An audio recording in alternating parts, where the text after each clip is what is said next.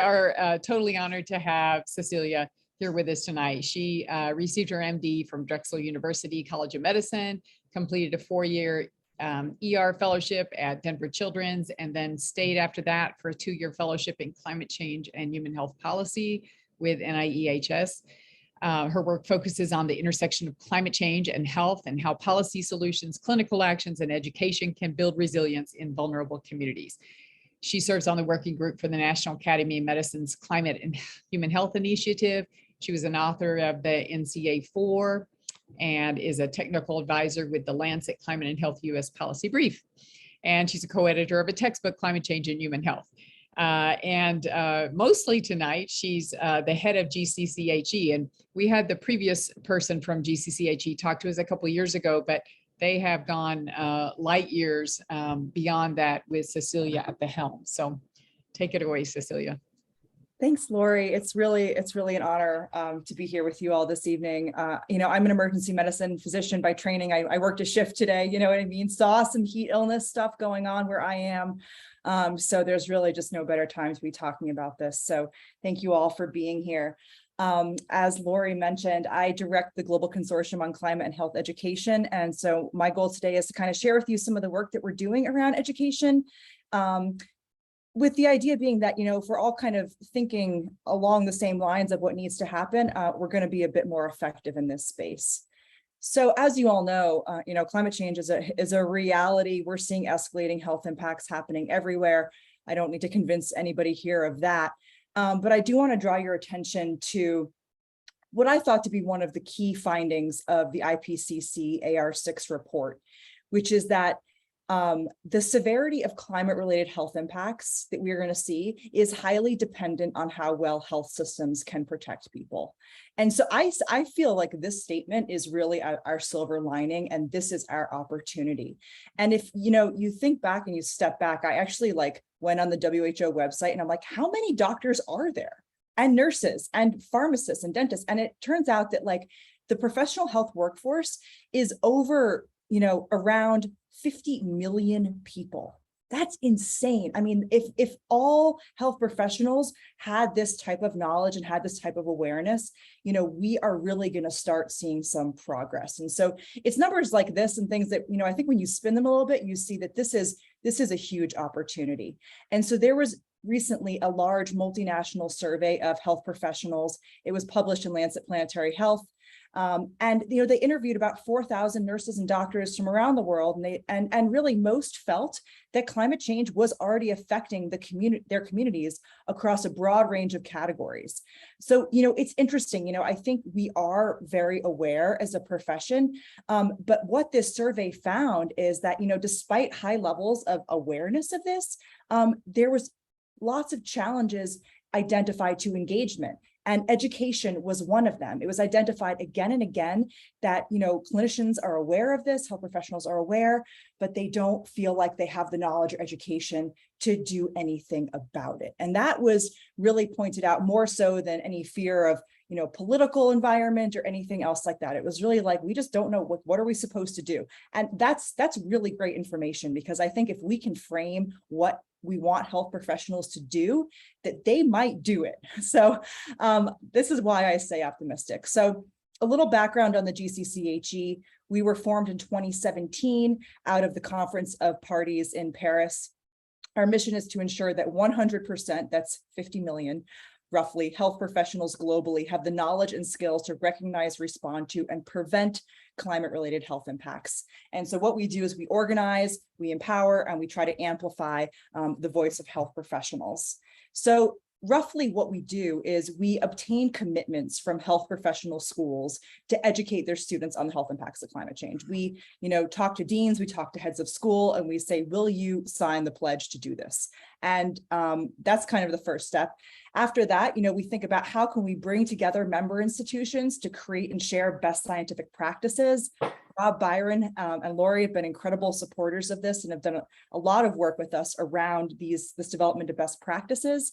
And then we work to develop standards and resources, right? And a lot of the pushback we get is, faculty say, well, I don't have the time to develop curriculum. well, we can help with that. And then we lastly work to build a pipeline of health professionals who really help focus on this work. So we have a lot of student fellows who work with us, and we work to kind of support students globally on this. So this statistic is a little bit old. We now have roughly 300 members. These are institutions of medicine, of public health, of nursing, and we are represented in about 50 different countries. So we have a pretty large geographic spread, which is pretty exciting. We also have been partnering with a lot of different organizations because the GCCHE is really small. Like, it's me and I have an administrator and we have some fellows. But what we found is that as we partner with other organizations that have, their own strengths and weaknesses, that we can actually go a lot farther. So we've been partnering with ASPPH, with Project ECHO, the Planetary Health Report Card. We've been really just saying, okay, let's all get together and figure out how we can harmonize our messaging and how we can use our limited resources to move education forward. So, I don't think we'd be where we are without this incredible group of partners. This is kind of a little bit of a broad, busy figure. You don't have to read it, but know that, we really are organized. We have an advisory board, which is a global advisory board. Then we have our secretariat, we have a coordinating committee, and we have working groups. So we have working groups which represent the fields of medicine, of nursing, and of public health right now. And as we get capacity, we'll expand that further. One of our pillars of work is really around membership. How can we recruit schools? How can we get, schools interested in doing this work, and how can we support what they're doing? We have a leadership and advocacy pillar where we really think about how can we strategically leverage our influence as a consortium, as 300 schools of, training health professionals. How can we advocate, to oversight organizations that change needs to happen at higher levels? And then we do a lot of work around capacity building. And that's really, training quite rotely. So I'll tell you a little bit more about that later. Something for you to be aware of, as we're thinking about sort of, converging on what health professionals need to know and do about climate change, we created this list of climate and health competencies. This was created by our coordinating committee and reviewed by many of our members. And we kind of break this down into 5 categories, which you can see here, which include, knowledge and analytic skills, how climate change impacts public health practice, clinical practice, some policy aspects of climate change and health, and then climate and health communication. And so we update these roughly every 18 months, and we're coming up for a revision probably in the next 6 months here. And these are really overarching competencies. We're not really getting too deep into the minutia here. This is really sort of a broad framing that we feel like could be applied to any health profession.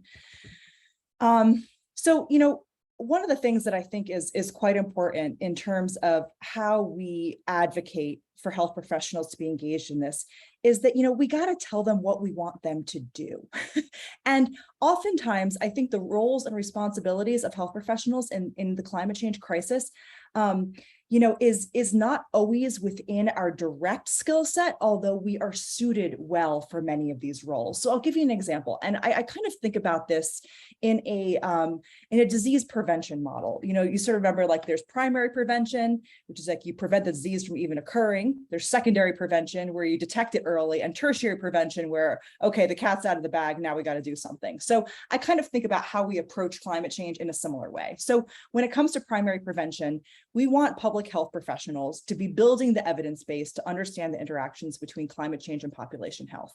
We want clinical health professionals to understand how is climate change impacting disease processes as they manifest in individuals. And together, back to that sort of primary prevention, we have this ability to leverage our voice as trusted messengers in society to articulate the need for rapid decarbonization, right? To policymakers, to anyone, frankly, who will listen, to our hospital administrators. We need to be getting the message out that, primary prevention here is really about decarbonization. I'm part of the National Academy of Medicine Grand Challenge on decarbonizing the health sector, which has been a very interesting process to go through. But that's our house, right? We need to decarbonize our health sector. and show the leadership there. The US health sector contributes to 20% of the US GDP, accounts for maybe 10% of all greenhouse gas emissions in our country. So we actually have pretty significant ability to lead here and also to sort of set industry standards that then can be followed by other industries. The UK has recently, is really, actually I say, they're far along their path to decarbonizing their health sector. And so we have some good models to follow here. When it comes to secondary prevention, this is sort of saying, okay, we know climate change is already happening. And so secondary prevention is kind of thinking about adaptation, right? Like this is happening. What do we need to do? When it comes to public health, I say, we need public health professionals to be doing health impact assessments. This is something that public health professionals do related to other things. We need to apply it to climate change. We need to be doing vulnerability mapping, and we need to be building surveillance systems to detect climate sensitive diseases, such as heat-related illness, such as vector-borne diseases, et cetera, et cetera. Now, what do we as clinical professionals need to do? Well, I would say we need to create, update, and adapt our health guidance and treatment plans for patients because, we know that 70% of diseases in the, okay, let me get this right. There are 11 diseases which together contribute to 70% of global mortality, and all of them are climate sensitive. So that includes things like COPD, like heart disease, like malaria, like vector-borne disease. And so if we're not accounting for climate change in the management of these diseases, we are going to miss the mark when it comes to management and treatment, right? And then, together, we really need to be thinking about how do we reduce health disparities, right? That one of the biggest issues with climate change is how this is, really driving this wedge and making the vulnerable even more vulnerable, right? And so this is going to require an all hands on deck approach. And then, when it comes to tertiary prevention, this is reactionary, right? We're seeing massive heat waves around the world right now. We need public health professionals to mobilize partnerships, identify and solve health problems, investigate health hazards, really be kind of doing the public health work that they know to do great. As clinical professionals, we need to be thinking about disaster management. We need to be thinking about protecting our patients, caring for vulnerable individuals. And together, we really need to be thinking about how do we have an interdisciplinary and coordinated response to climate-related events, which we know are going to happen, right? So that's just a little bit of a framing that I think is helpful because, oftentimes if we're just in the problem of health professionals don't know what they're supposed to do, let's give them some ideas of how they can start getting involved in this. So one example of some advocacy work that we've done is we've been working with the Association of Schools and Programs for Public Health, which is really like the umbrella organization for all schools of public health in North America. And just this past March, we built a toolkit for how to train health professionals, public health professionals in climate and health.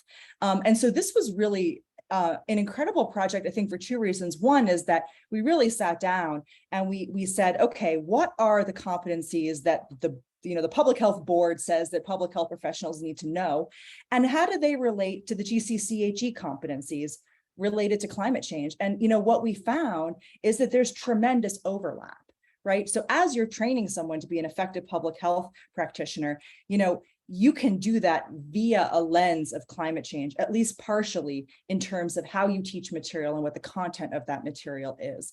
And so this toolkit was launched, and then we went and we presented it to the to CEF, which is the Council of Education for Public Health, who really sets the standards and determines the curriculum for health schools. So again, I feel like we are making some progress. People are getting more open to this, and they're more open to really putting it on the forefront of saying we need some action in this space.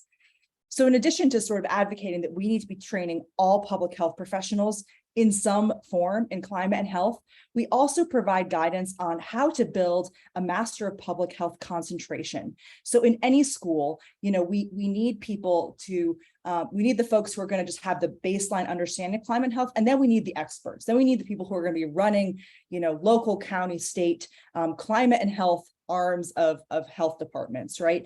And so how do you train those people? Well, we provide some guidance on this. You don't have to follow it, but we provide, plenty of guidance on how you can do that, no matter where you're starting from at a school of public health. And so I'm just kind of, you don't have, if you want to read the toolkit, these are just sort of an examples of kind of what a schedule would look like for someone, just to show you kind of the detail of how we're really laying it out for folks. And then of course we give an outline for how do you build just a climate and health course, right? Like the lowest hanging fruit, like all you need is one faculty member to say, okay, I'll do it.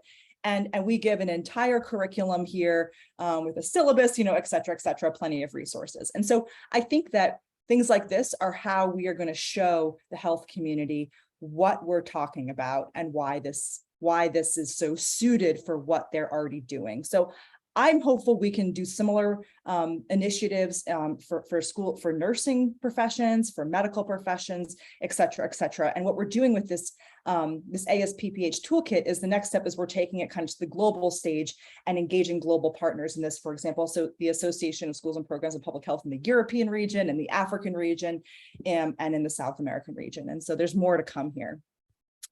Yeah, okay. So we also are working with ASFR.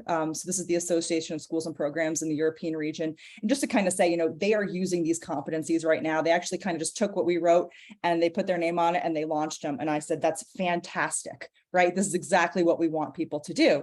And so this is kind of setting a standard and setting a lead for the European region.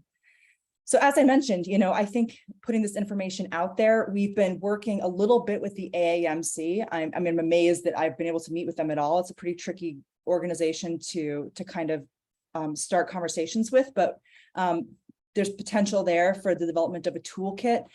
We are also convening members of all the large nursing organizations in North America to kind of come together and think about building a toolkit. And we're hoping to do similar approaches with other specialties, for example, social work and dentistry. They're not quite as far along as public health or medicine are, but I think there's definitely some potential in the future to start thinking about those specialties. So, the question is, where do we need climate and health education, right? We need to educate the next generation who's honestly they are so ready for this, right? They're the ones who are asking for this. So they're wonderful to educate about this. So, but we need to be thinking about how to integrate this into undergraduate medical education. We need to be, oops, did my screen just die? Oh, sorry. We need to be thinking about how to integrate this into graduate medical education. And then we need to figure out how to reach the practicing professionals. Honestly, I think that's a little bit of the hardest part. It's also the hardest part because these practicing professionals are the educators. And so if we don't reach them in sort of our theory of change, if we can't reach them, then we are not going to have educators who are empowered enough to teach students. And that's honestly one of the biggest barriers that we find when we're trying to implement educational programs.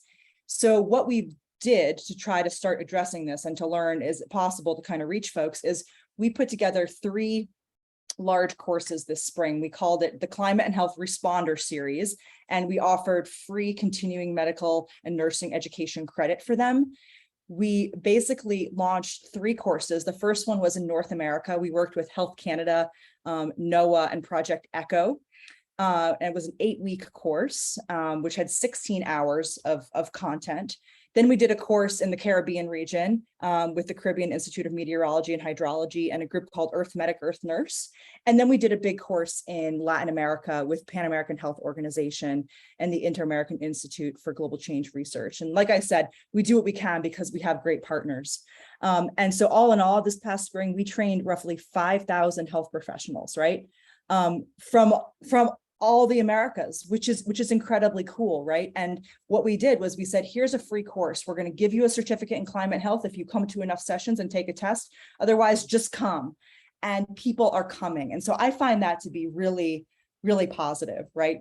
So anyway, we're going to be doing more courses because I think that this sort of live virtual group can be really encouraging for people. When we had our Latin American course, I mean, every week we had people log on, 700, 800, 900 people logging on. And it was, hola from Argentina, hola from Chile, it was just sort of everybody, so much activity in the chat. It was just really wonderful to see. So we will continue to do courses like this. And I'll tell you about the ones we have coming up. We tried doing a 2-day boot camp because our thought was, okay, let's just try a different model here. So we launched a 2-day boot camp in June, and we trained about 30 health professionals, which was really neat. And it was a much smaller group, so there was more time for dialogue. And I feel like, we really reached some interesting folks here. We had individuals who were sitting at public health departments at the state level who were coming, which is definitely who we want to be reaching. We had a couple of folks who were within hospital organizations show up. So it was interesting. We had a different marketing strategy and we hit a different audience. But I felt like that was very, very cool to see. So we'll continue to run this course as well. In thinking about how to get kind of broad-based education out there, our strategy, because we're small but mighty, is to say, where can we be most effective? So you might not be familiar with this. There's a program called TIFANET, which stands for the Field Epidemiology. Okay, basically, it's a global network of field epidemiology training programs. And these sit in 70 different countries, including at our CDC, and they train frontline field epidemiologists in 6-month to 2-year curricula. And currently, there is no climate and health in their curriculum, which is kind of incredible to think about. But they actually approached us and they said, you guys do the climate and health education thing. What do you think about what we're doing? And so we got a working group together. It's very international. And we're working to sensitize this community and integrate climate and health into their training. So we have a webinar series, which if you're a member of the GCCHE, you're getting announcements about, where we're really trying to showcase, what we need the field epidemiologists to be doing here, what are the knowledge and skills, and we're kind of just rolling this stuff out in a language that they will understand, which is very important, and with the right messenger, who is this big oversight organization. So that's just kind of another example of some of the work that we do to kind of bring our technical expertise with education to these larger organizations that really are training health professionals in a really big way. We're also working with Healthcare Without Harm. Again, they're reaching a slightly different group, but they reach a very broad audience. And so we are doing a grand round series that basically runs every 3 months, bringing together kind of the state-of-the-art researchers and clinicians who are working on different issues. So in September, we have some great talks lined up around the topic of sustainable ophthalmology, eye care with a vision for climate smart surgery. So, again, just kind of bringing the best ideas to the forefront to kind of, again, provide that example, provide that modeling of what we want to be doing. With all our members, we are trying to really nurture this community. Many schools approach climate health, they say, okay, well, we gotta write a whole curriculum, we gotta do all this stuff.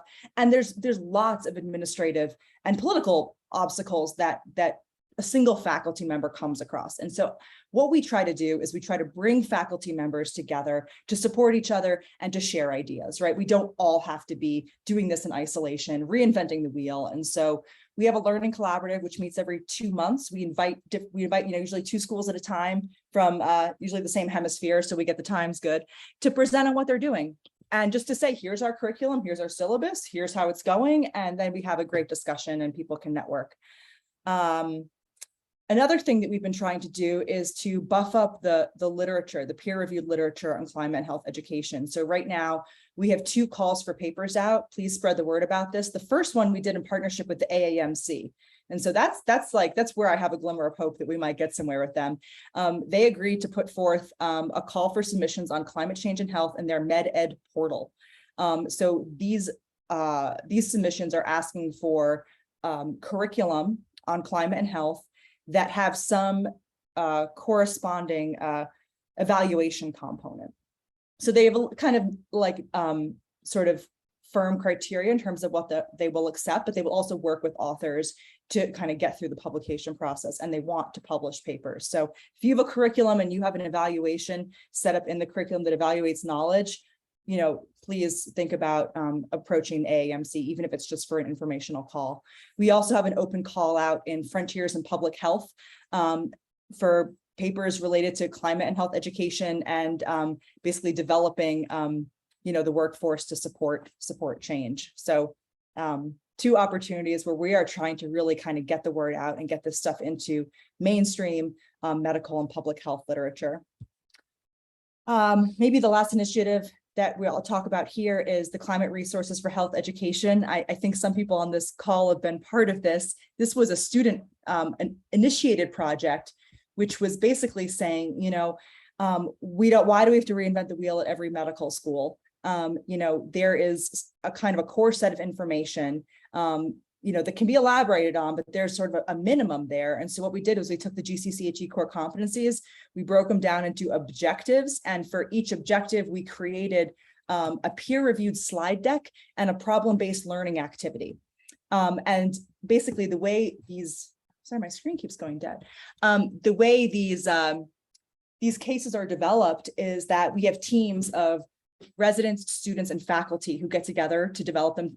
And we've had over 400 folks pitch in to make this initiative happen. We're actually launching the website maybe at the end of this week, if not early next week. So like this is happening. And it's going to be, peer-reviewed, evidence-based slides that can be seamlessly incorporated into existing medical school lectures. So for example, in a cardiology curriculum, here we have information about heat and heart health or heat and cardiovascular health.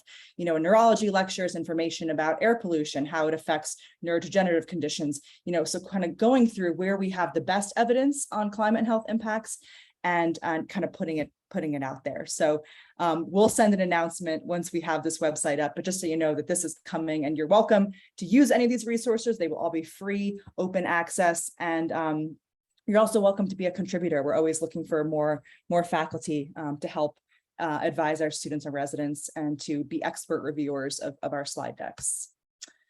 One of the big issues that I see and that I think many of us see is that, we have a ton of great climate and health literature now. It's been exploding and emerging over the past 10 years.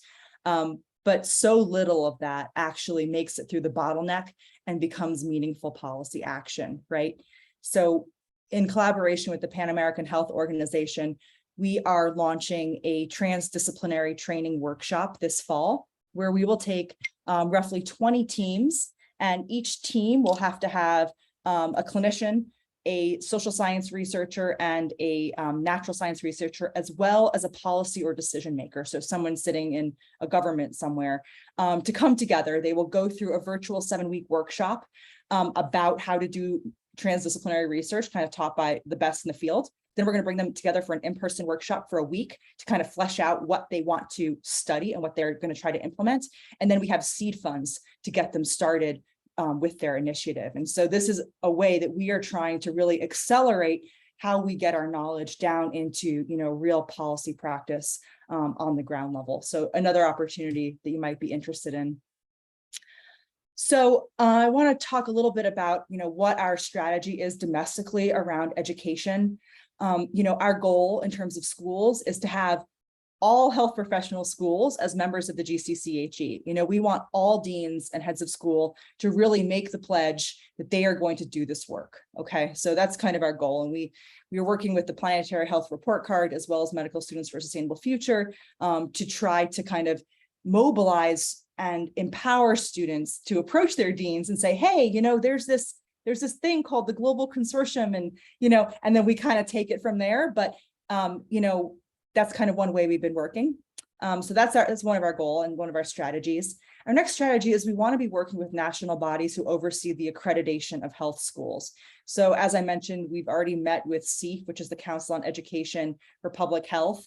And we are continuing to think about how we can really work our way into other organizations. The ACGME is a place where we can definitely have strategic influence, and basically anytime the ACGME is revamping a curriculum. For example, recently they did family medicine just this past fall, and they had a period of open comment. And so every family practice doc we knew who did work in climate health, we said, submit something, we'll give you a framework. But the more inputs they're getting saying similar things, the more likely they are to start kind of integrating this stuff. So we'll see how that approach worked. But every couple of years, every specialty, the ACGME kind of looks at under a microscope and says, what do we need to change? What do we need to do? And so as these opportunities arise, we usually send out kind of calls to our membership to kind of activate people on it.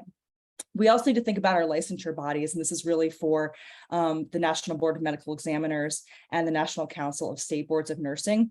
So this group did the GCCHE, and Lori was part of this, but we did a big kind of look into saying, how can we get climate change on the boards? And what it kind of came down to was like, the only way to really influence this is to be a test writer. So I just finished my training. And, it was like an hour training, and now I'm trained, and now I'm going to write this year 20 questions, and I mean, who knows, they're going to get peer reviewed, they're going to get scrutinized, and they're going to get tested. But, this is kind of one way that we are trying to work this through. And so I'm sure there's a faster way. We're going the long, hard way, but, until we find a way directly to the top, this has kind of been our approach. We've also been kind of thinking about how can we access specialty and subspecialty boards. So you might be aware that, the American Academy of Pediatrics recently produced a continuance of certification module on climate and health in pediatrics. And so this is something that pediatricians will take in order to continue their certification as pediatricians. And so we have this one model, and I think this could be replicated in a lot of different ways. We're working with the Med Society Consortium on Climate and Health to think about how we can bring together groups of medical specialists to start working on these CME opportunities and these continuation of certification modules. And so hopefully more to come on that as we build up our bandwidth.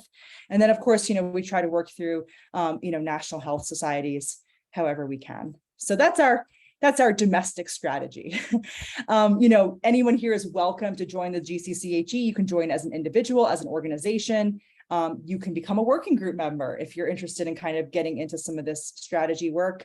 You can volunteer to be an expert voice. We're about to launch a podcast, but in September, we're going to launch a podcast called The Climate Clinic, which is going to be really talking about sort of what's the latest research, talking about climate change and health. We're going to kind of have a little bit of a code red response. So as events are happening, we're going to be doing interviews with folks on the ground. And it's going to be an educational podcast. We have a really wonderful physician from the UK who's going to be our announcer or moderator. I don't know, our show host. So more to come on that. And just kind of showing the pyramid again of sort of where we're focusing our efforts. We also have some great opportunities for students. So these are our 5 fellows who are part of the consortium as of July 1st.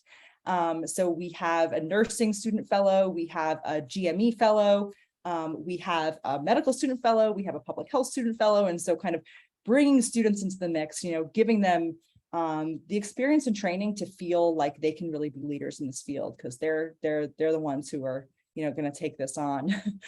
So I just wanted to share with you, if this will play, a video that our students put together this year for Earth Day, which I thought was awesome. Can you hear the sound? Dear health education leaders, as a public health student, as a pharmacy student, as a dietetic student, as a medical student, as a nursing student, as an epidemiologist in training, I feel ill-equipped to prevent the health harms of climate change my patients and communities face. In the recent months, climate change has fueled one of the most violent tropical storms ever faced by areas of my country that are usually spared. Here in Richmond, Virginia, heat waves affect communities of color and low-income neighborhoods disproportionately, and yet I'm not taught what that means for their health. The evidence is clear for more frequent and severe wildfires, to floods and droughts, poor air quality, and increased spread of infectious diseases. Climate change is the greatest threat to health that we face in the 21st century. The COVID-19 pandemic has already highlighted the unprecedented strain that large-scale health crises place on health systems and healthcare workers. and low-income communities of color, indigenous communities will suffer the worst consequences. A whole generation of nurses and nurse practitioners. A whole generation of doctors. A whole generation of pharmacists will have to care for those who suffer from the health harms of climate change. Yet there's little formal acknowledgement of the coming climate catastrophe in our education. But the solutions we need already exist. The Global Consortium on Climate and Health Education has resources and frameworks for educating all health professionals. Our health education encourages us to think deeply and collaboratively about the health problems we face. And climate change is no different. Educating us on the impacts of climate on organ systems, structural determinants of health, health policy, and health system science is an opportunity to prepare us to face the challenges of a lifetime. But we need your help to make it a reality. We need your leadership to push for sweeping educational reform. Required to prepare a generation of healthcare providers. Oh no, what did I do? I'm sorry, guys. I somehow clicked the mouse here. Hold on.